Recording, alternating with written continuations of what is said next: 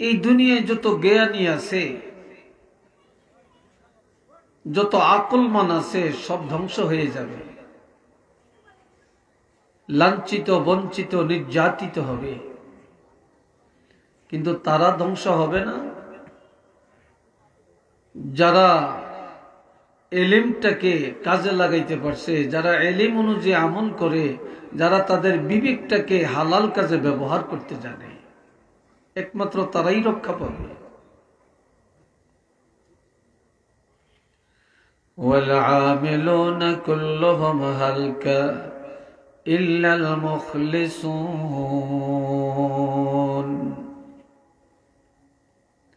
আবার কিছু মানুষ আছে আমল করেও ধ্বংস হয়ে যাবে,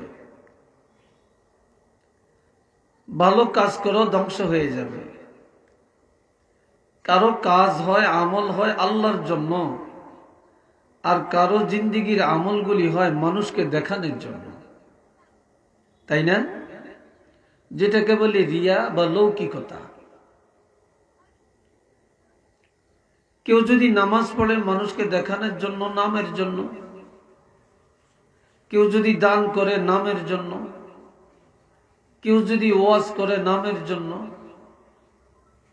কেউ যদি মসজিদ করে নামের জন্য, কেউ যদি হজ করে নামের জন্য, মানুষকে দেখানোর জন্য, তাহলে এই ভালো কাজগুলি করেও সে ধ্বংস হয়ে যাবে, সে জাহান্নামে যাবে। আর যারা আমলগুলি করে আল্লাহর জন্য, একমাত্র তারাই জান্নাতে যাবে, তারাই রক্ষা পাবে।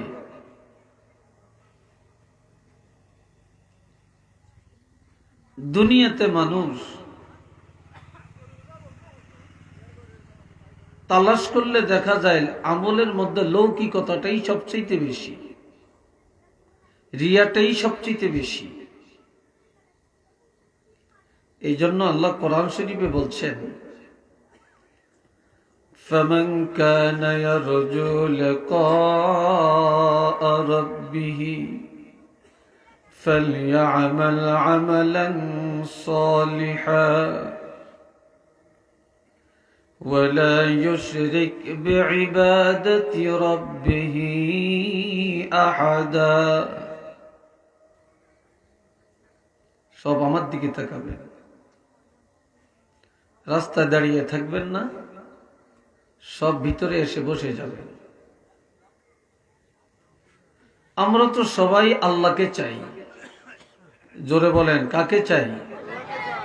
আওয়াজটা ভালো হয়েছে না। আমরা কাকে চাই? আমরা এখানে আসছি কার জন্য? আল্লাহর জন্য, আল্লাহকে পাওয়ার জন্য। আর আমাদের পথে আল্লাহ পাক বলছেন, যারা তাদের চলা ফিরা, উঠা বসা, লেনদেন, খাওয়া দাওয়া সবকিছুতে আল্লাহর দিদারের আশা রাখে, যে আল্লাহর সাথে সাক্ষাৎ হবে, এই কামনা যারা করে, তাদের উচিত তারা যেন নেক আমল করে। কোন আমল? নেক আমল। তারা যেন ভালো কাজ করে, সুন্নত তরিকায় আমল করে। ওয়ালা ইউশরিক বিইবাদাতি রাব্বিহি আহাদা। ইবাদতের মধ্যে আল্লাহর সাথে যেন কাউকে শরীক না করে। অর্থাৎ ইবাদতটা যেন আল্লাহর জন্য করে, ইবাদতটা যেন কোনো নামের জন্য, লৌকিকতার জন্য, কোনো মানুষকে খুশি করাবার জন্য না করে।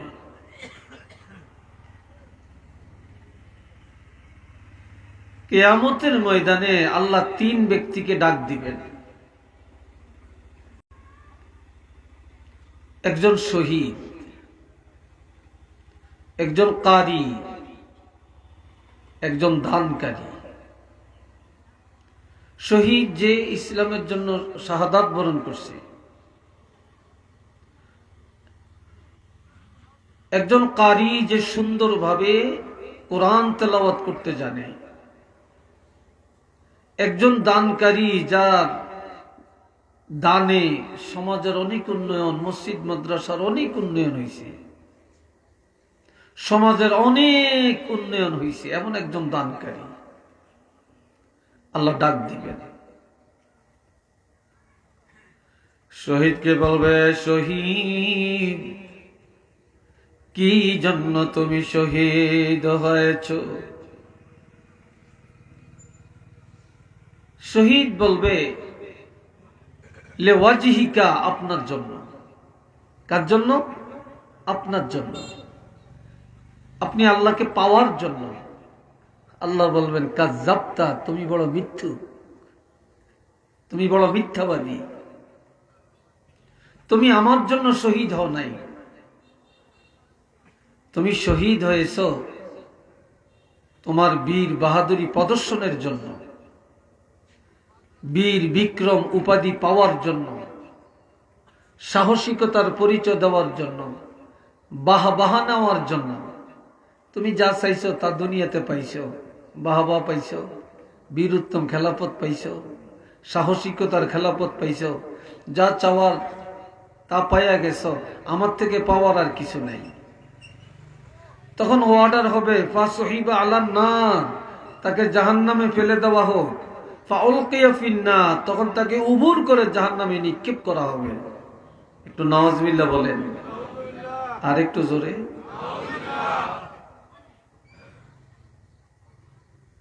কারি সাহেবটাকে ডাক দিবেন, এ কারি সাহেব, এত চমৎকার ভাবে কোরআন শরীফ পড়লা, কারণটা কি? অনেক কারি সাহেবরা দেখবেন কানে ধরিয়ে কেরাত পড়ে, মাশাআল্লাহ খুব সুন্দর। আবার অনেক কারি সাহেবরা এখন এমন কেরাত পড়ে, শ্রোতারা আল্লাহু আকবার কে চিল্লিয়ে উঠে। ঠিক কিনা? চিল্লিয়ে উঠে। বেশ ভালো শ্রুতি মধুর আওয়াজ। আর এই তেলাওয়াতটা যদি আল্লাহর জন্য হয়, নূরুন আলা নূর, ভালোর উপরে ভালো। আবার অনেকে দেখা যায় পুরস্কার পাওয়ার আশায়, বাহবা পাওয়ার আশায়, প্রথম স্থান অধিকারের আশায় এটা করে। আজকাল অনেক বক্তা হুজুররাও ওয়াজের মাঠে উঠা এমন কেরাত পড়ে, আল্লাহ মাফ করো, জানি না অন্তরে কি আছে। আবার শ্রোতারা যদি জোরে আল্লাহু আকবার কে চিল্লিয়ে না উঠে, মন খারাপ হয়ে যায়। ঠিক কিনা? মনটা খারাপ হয়ে যায়। চিল্লি আল্লাহু আকবার বলতে হয়। এরপরে কানে ধরিয়া তো কত এমি হেমি অমি কত কিছু যে করে, ঠিক নাই, হিসাব নাই। আর এইগুলোকে আমরা আবার একদলে পছন্দ বেশি করি। ঠিক না? পছন্দ বেশি করি। আপনারা ওই দিকে চাচ্ছেন কেন? আমার দিকে চান। আল্লাহ ডাক দিয়া বলবেন, কারি সাহেব, কি জন্য এত সুন্দর কোরআন পড়ছো? কারি সাহেব বলবে, আল্লাহ আপনাকে পাওয়ার জন্য, লেওয়াজিহিকা, আপনার সন্তুষ্টির জন্য। আল্লাহ বলবেন, এই কারি সাহেব, কাযযাবতা, তুমিও মিথ্যাবাদী।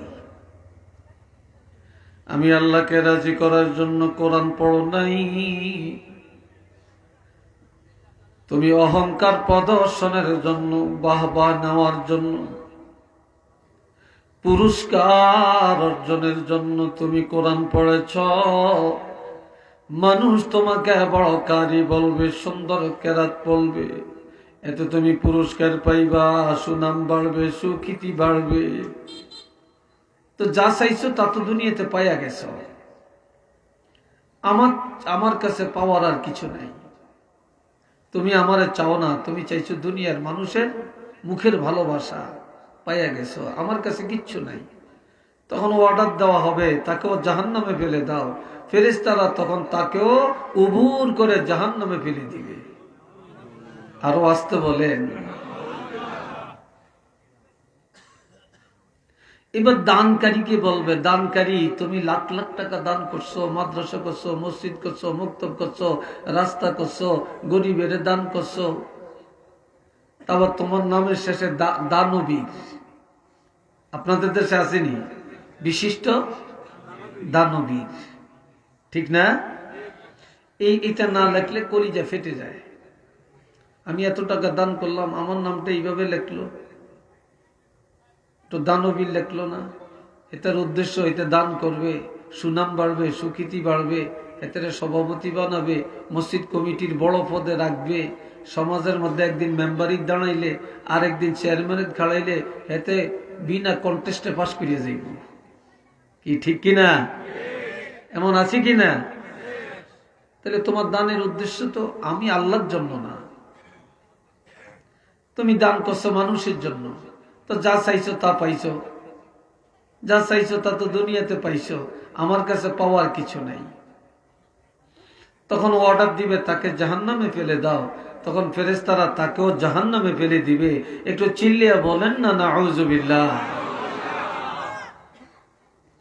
অনেকে রাস্তা দিয়ে হাঁটে, আমি একটু আস্তে আস্তে ছোট ছোট দুই চারটা কথা বলবো, শুনবেন তো আপনারা? আমি আবার বেশি জোরে পারি না। রাস্তা দিয়ে হাঁটে,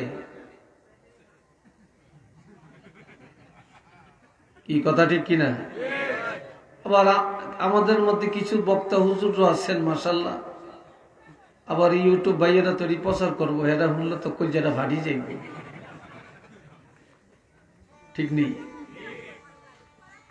এরা এই ওয়াজ করে আর তসবিহ একটা হাতের মধ্যে, এটা কি দরকার? এটা আপনার, এটা তো নফল ইবাদত।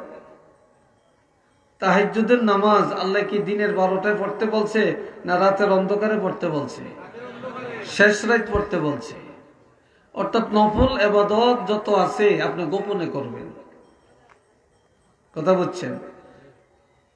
আর ফরজ ওয়াজিব সুন্নত এগুলো আপনি প্রকাশ্য করবেন, তবে অহংকার করা যাবে না।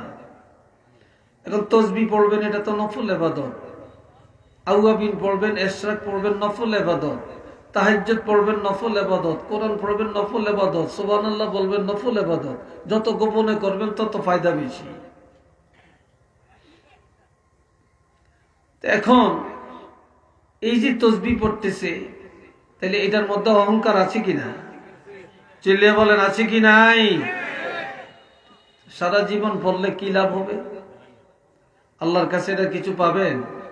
কিচ্ছু পাবেন না। আমার চাঁদপুরে আমার মাদ্রাসার সামনে এক লোক সকাল 8টার সময় বসে বসে চা খাইতেছে। ওই দিন আবার আমার মাদ্রাসায় জরুরি কাজে, যেখানে আমি 9:30 সাড়ে 9টায় মাদ্রাসায় উপস্থিত হই, আমি ওই দিন 8টার সময় উপস্থিত হয়ে গেছি, খুব জরুরি কাজ ছিল। উনি দেখে আমাকে, হুজুর আসছেন এত সকালে, আসেন একটু চা খাই। টাইম না বসেছে, বসেছে, বসে চাটা খাইতেছে। বেশ পরে দেখি উনি, ওহ চোখটা জলে, ওহ চোখটা জলে। তো কি দিয়েছে আপনার চোখ জ্বলে কেন? আমি রাত্রে উঠছিলাম, তাহাজ্জুদ পড়তে মসজিদে আসছিলাম, তাহাজ্জুদ পড়ি আর বাড়ির যাই না, দোকানে এসে চাটা খাইলাম, এখন বাড়ির যাবো, চোখ জ্বলে। তা আপনার তাহাজ্জুদ পড়তে মসজিদে এসেছেন, আপনার কেউ জিগাইছে? কি বলেন, কেউ জিগাইছে? আপনার বলার দরকারটা কি? তাহলে বুঝাইছেন আপনার এলাকার মধ্যে বড় একজন আবেদ, আপনার তাহাজ্জুদ গুজার, আপনি একজন দরবেশ, আপনি একজন ওলি, নাম ফুটাইতে নাইছেন। কি কথা ঠিক কিনা বলেন? নাম ফুটাইতে নাইছেন। এই নাম ফুটানোর লাই সারা জীবন আপনি তাহাজ্জুদ পড়লে আপনি তাহাজ্জুদ গিয়া কি পার হইতে পারবেন? পারবেন না। আল্লাহ আপনার তৌফিক দিছে, আপনি হজ করবেন, উমরা করবেন, মনে চাইছে মদিনায় যাবেন, মক্কা শরীফ যাবেন, এটা তো ভালো কথা, ঠিক না? কয়জনের ভাগ্যে আছে মক্কা শরীফ যাওয়া আর মদিনা শরীফ যাওয়া? আপনি পাসপোর্ট একটা করছেন, যে এখন ইমাম সাহেব হুজুর দোয়া করিয়েন, পাসপোর্ট করছি, আমরা হাজবেন্ড ওয়াইফ যাই। কি ঠেলা, একটু নাউজুবিল্লাহ কর না, কথা ঠিক কিনা? আবার অনেকে কয় ইনশাল্লাহ বিষয় করছি হুজুর, উমরা যাবো, আমাকে ফ্যামিলির আমরা 4 জন যাবো ইনশাল্লাহ, দোয়া করিয়েন। এখন আপনি হজ করে আসছেন, আপনার নামের শেষে আলহাজ লিখতে হবে কেন? হাজি লিখতে হবে কেন? হাজির বাড়ি লিখতে হবে কেন? হাজির মার্কেট লিখতে হবে কেন? তাহলে বুঝে গেল আপনার মার্কেটের নাম ফুটানোর জন্য, বাড়ির নাম ফুটানোর জন্য, আপনার নামের আগে হাজি বসানোর জন্য আপনি হজ করছেন। আপনার হাজি না কইলে, আলহাজ না কইলে কলজা ফেটে যেতে আছে, তাহলে আপনি কোন পদের হাজি সাহেব হইলেন? কি কথা ঠিক কিনা? আপনার নামাজ পড়ছেন, নামাজি বলা হয় না। আপনার রোজা রাখছেন, রোজাদার বলা হয় না। আপনি হজ করছেন, আপনাকে হাজি বলতে হবে। কি কথা ঠিক না? আপনাকে হাজি বলতে হবে। কেন? আবার হজ করতে যাবেন, আপনি প্রচার করেন, দোয়া করেন, যাইতে আসি, এমি যাই, হেমি যাই, ওইতেরে জানায়, হিতেরে জানায়, ওইতেরে জানায়। আবার যেদিন বিদায় হইয়া যাবে, সেদিন সব 14 গোষ্ঠী দাওয়াত দেয়, গরু কাটিয়া খাওয়ায়। কি কথা ঠিক কিনা? তা আপনার নামাজ যেমন ফরজ, হজ যেমন ফরজ, তা আপনি নামের জন্য এটা করেন কেন? তাহলে এই নামের জন্য যদি আপনি হজ করেন, ওইখান সব দিকে তাকিয়ে রয়েছে, আশ্চর্য লাগে আপনাদের, খুব খারাপ লাগে এটা। আপনারা কেন চাবেন ওইদিকে আমাকে বলেন? এই গেটে কি আছে বলেন? কোন জিন আছে না ভূত আছে? এটা তো আশ্চর্য না। আমার কথা বুঝেন না? না আমার কথায় কোনো আপনাদের দুঃখ লাগে? তো এইভাবে যদি আপনি জীবন ভর কয় ইনশাল্লাহ হুজুর দোয়া করিয়েন যে এই 30 বার হজ করছি, এইবার গেলে 31 বার হইব। কি কথা ঠিক কিনা? আবার কমানকে 40 বার হজ করছে, তা আপনি নামের জন্য না করছেন।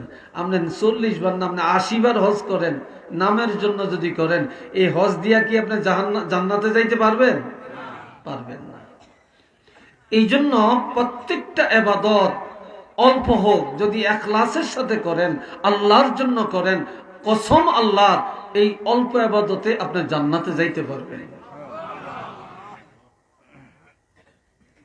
আপনি জান্নাতে যেতে পারবেন। আমাদের মধ্যে তো এগুলো নাই। এ ভাইরা রে আমার, এই দুনিয়ায় দুইটা জিনিসের লোভ, দুইটা জিনিসের লোভ মানুষকে ধ্বংস করে দিয়েছে। কয়টা? দুইটা। একটা হলো সন্তান, আরেকটা হলো সম্পদ। এই জন্য আমার আল্লাহ বলেন, ইয়া আইয়ুহাল্লাযীনা আমানু লা তুলহিকুম আমওয়ালুকুম ওয়ালা আওলাদুকুম আন যিকরিল্লাহ ওয়া মান ইয়াফআল যালিকা ফাউলাইকা হুমুল খাসিরুন। ও ঈমানদারেরা, তোমরা হালাক হবে না, ধ্বংস হবে না, জাহান্নামী হয় না তোমাদের সম্পদের কারণে আর সন্তানের কারণে। আল্লাহর ইবাদত থেকে গাফেল হয় না, বঞ্চিত হয় না। সম্পদের পিছনে দৌড়ায়া সন্তানের মহব্বতে পড়ে যারা দুনিয়াদার হয়ে যায়, আল্লাহকে ভুলে যায়, ইবাদত ভুলে যায়, অহংকারের সীমার লঙ্ঘন করে ফেলে, ফাউলাইকা হুমুল খাসিরুন। আমার আল্লাহ বলেন তারাই ক্ষতিগ্রস্ত, তারাই জাহান্নামী, তারাই লাঞ্ছিত। একটু চিল্লে বলেন নাউযুবিল্লাহ।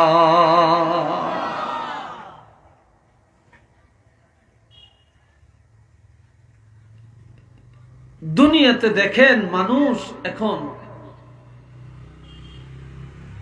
হাদিসে আছে কিয়ামতের 15টা আলামত। এই যে বর্তমানে করোনা মহামারী, সাইক্লোন, আইলা, লাইলা, নার্গিস, কত নামের আছে না? আসেনি?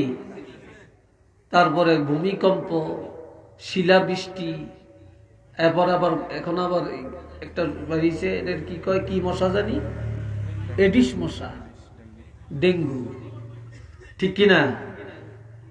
আবার এমন এমন রোগের কথা শোনা যায় যা আমরা জীবনে কখনো শুনি নাই। ঠিক কিনা? কেন? এগুলো কি আল্লাহ দিতেছে না আমরা আল্লাহতে চাইয়া আনতেছি? বলেন জোরে কন। আমরা এগুলি প্রাপ্য, আমরা আমরা নিজেরা আনতেছি, আল্লাহ তো দেন না।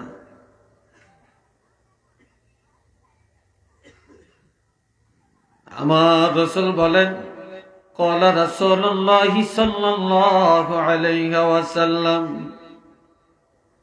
ইযা তুকিজাল ফাইউ দাউলা, যখন দেখবে মানুষ সারাক্ষণ ধনের পিছনে দৌড়ায়, টাকার পিছনে দৌড়ায়, অট্টালিকার পিছনে দৌড়ায়, এটা হালাল না হারাম চিন্তা করে না, জায়েজ কি না জায়েজ এই চিন্তা করে না, এই টাকা বৈধ না অবৈধ এটা চিন্তা করে না, এই উপার্জনে আমি জান্নাতে যাব না জাহান্নামে যাব, আল্লাহ খুশি হবেন না বেজার হবেন এই চিন্তা করে না, খালি টাকার পিছনে দৌড়ায়। যখনই দেখবে মানুষ হারামের পিছনে দৌড়ায়, ধনের পিছনে দৌড়ায়, তখনই মনে করবা এটা খোদার গজব। আর গজব খুব নিকটবর্তী, কথা ঠিক নেই? এখন তো দেখেন 100 জনের মধ্যে আপনি 98 জন পাবেন সুদের আড্ডায়। কি কথা ঠিক কিনা? কিসের আড্ডায় পাবেন? সুদের আড্ডায় পাবেন, ঘুষের আড্ডায় পাবেন। আপনি ছোট্ট একটা কাজ নিয়ে কোনো অফিসে গেলে দেখবেন ফিওনে পর্যন্ত আপনার সাথে কথা বলে না টাকা ছাড়া। কি কথা ঠিক না? টাকা ছাড়া। আপনার বাড়ি এলাকায় একটা মানুষ মার্ডার হয়েছে, যাদের এখানে এত কথা হচ্ছে কেন?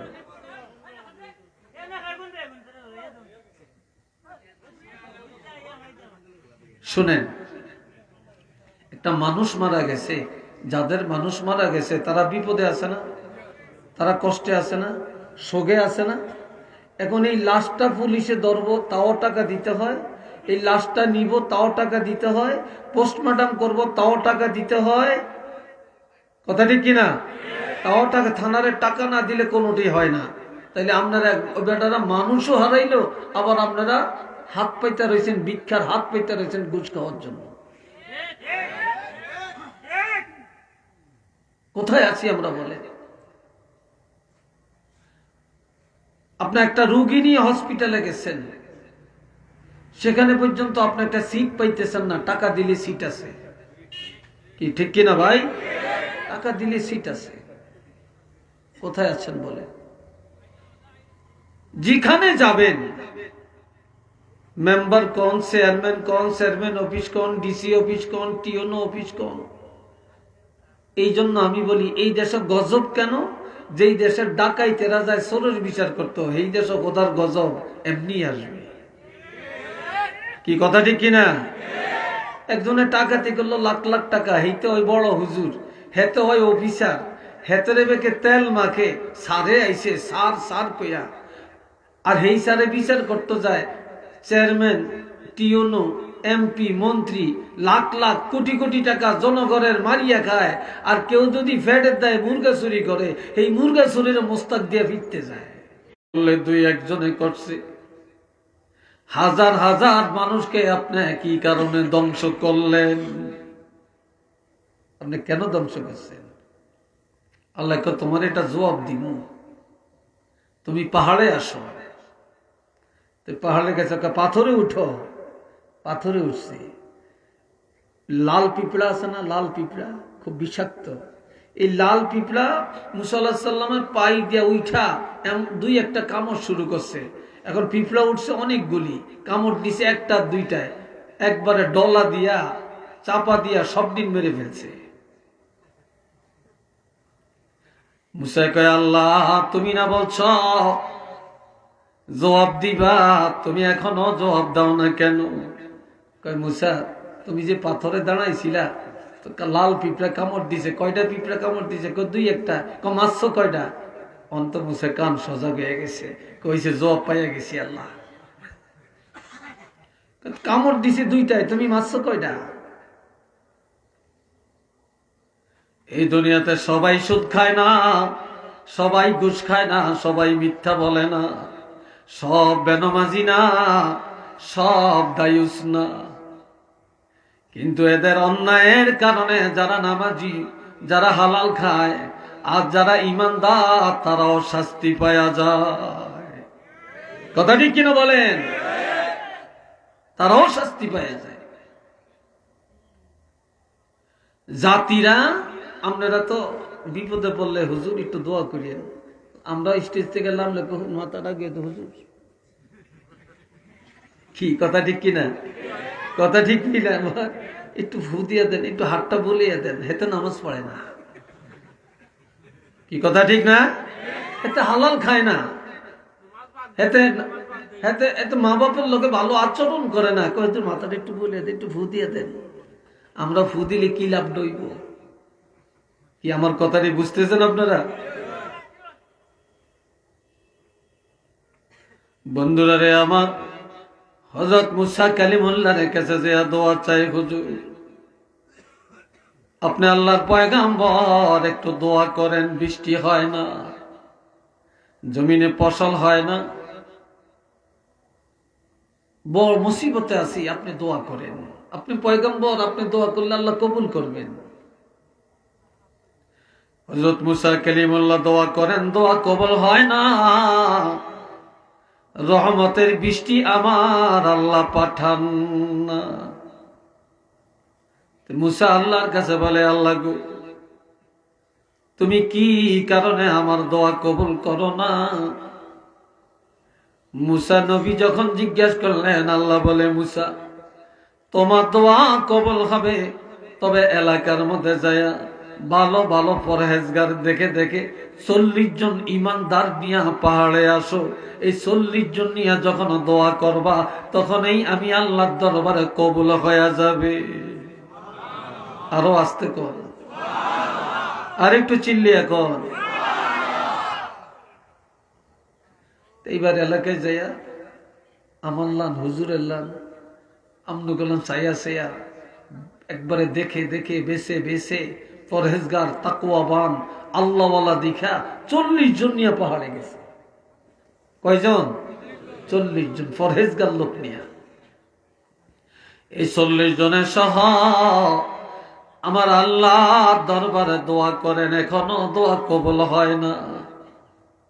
নবীরা দোয়া করলে দোয়া কবুল হয়েছে কি হয় না, আল্লাহর সাথে সাথে জানিয়ে দিতেন। আমার আল্লাহ বলে, মুসা তুমি পয়গম্বর, এটাও ঠিক, 40 জন নিয়ে পাহাড়ে আসছো, এটাও ঠিক, মুনাজাত করেছো, এটাও ঠিক, তবে আমি দোয়া কবুল করতে পারি না একটা কারণে। কয় সেটা কি?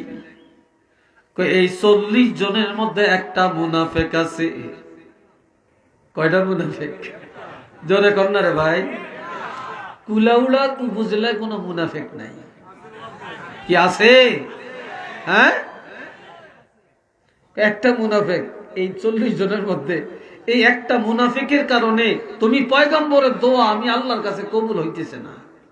একটু নাউজুবিল্লাহ জোরে কর না। কয়টা মুনাফিক? একটা মুনাফিক।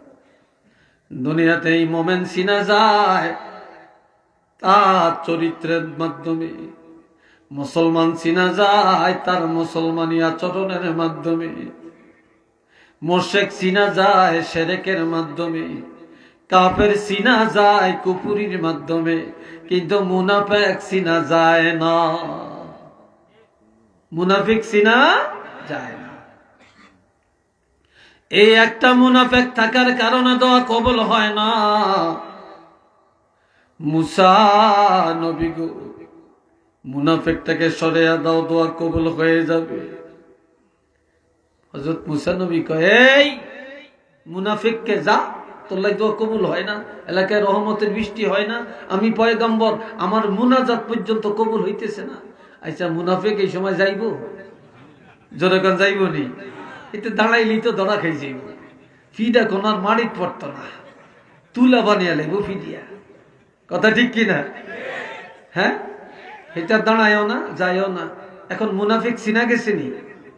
চিনা যায় না। আল্লাহ কি বলছে? একটা মুনাফিক।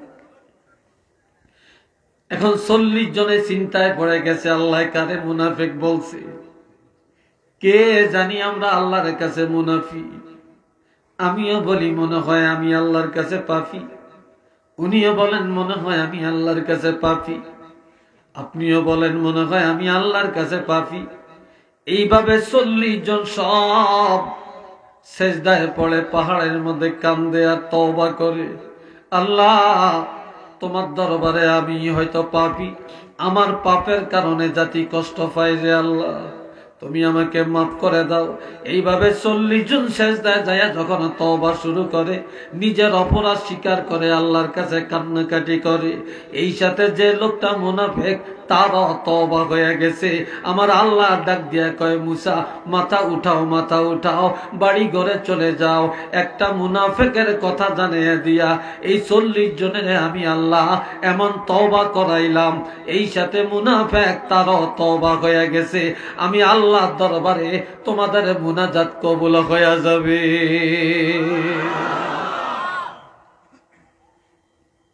রহমতের বৃষ্টি চলে আসবে।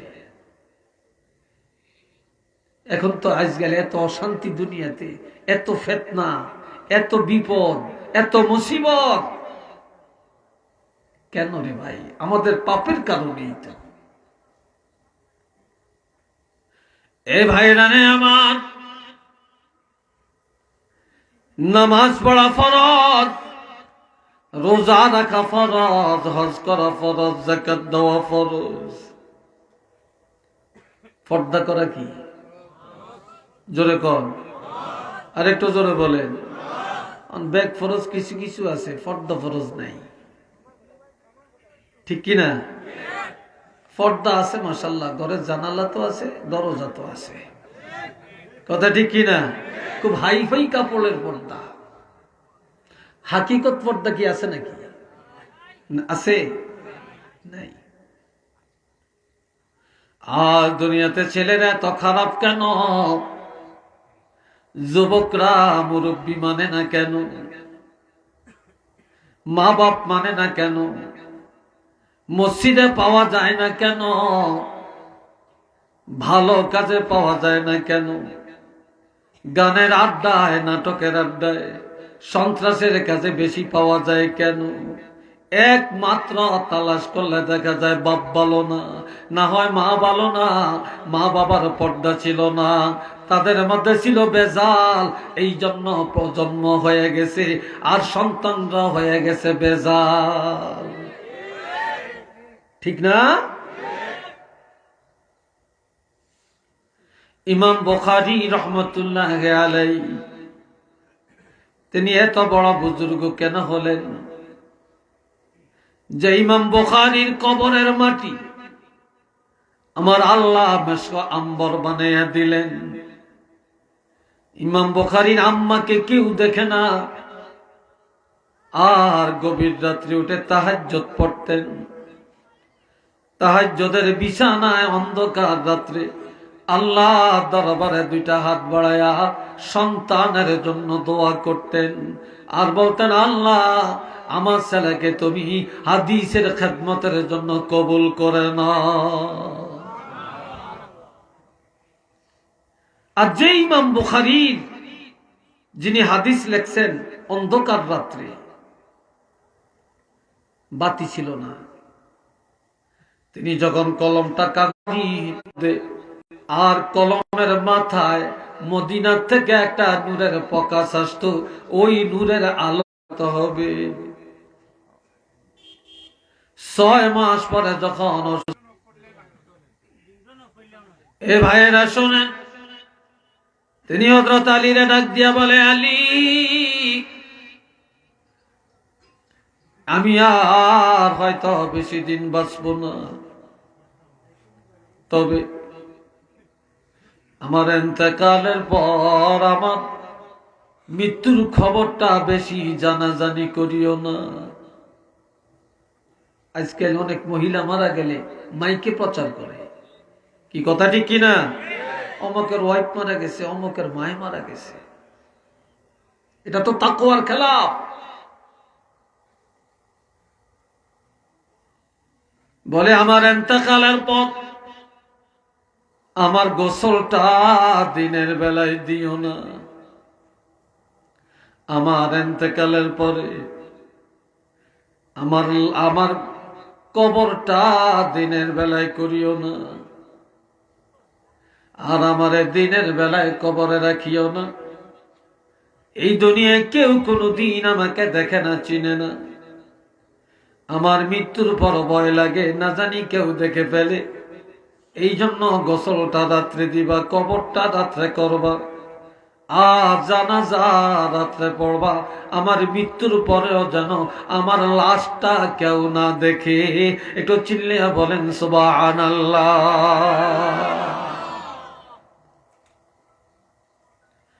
সব ওসিয়ত পুরা হয়ে গেল। খাতুনে জান্নাতের ইন্তেকালের পরে জান্নাতুল বাকিতে যখন লাশ নিয়ে যায় গভীর রাত্রে,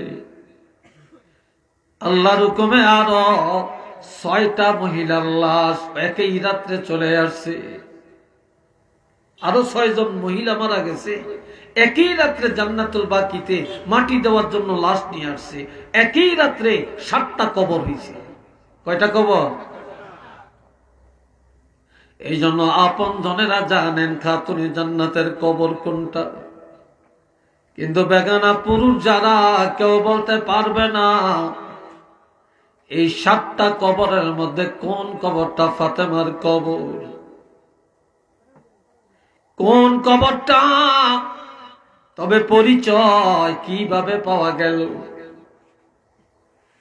একটা একটা করে কবরের কাছে যায়, কিন্তু কোনো গ্রাম নাই, কোনো সিমটম নাই। খাতুনে জান্নাতের কবরের কাছে যে যখন দাঁড়ায়,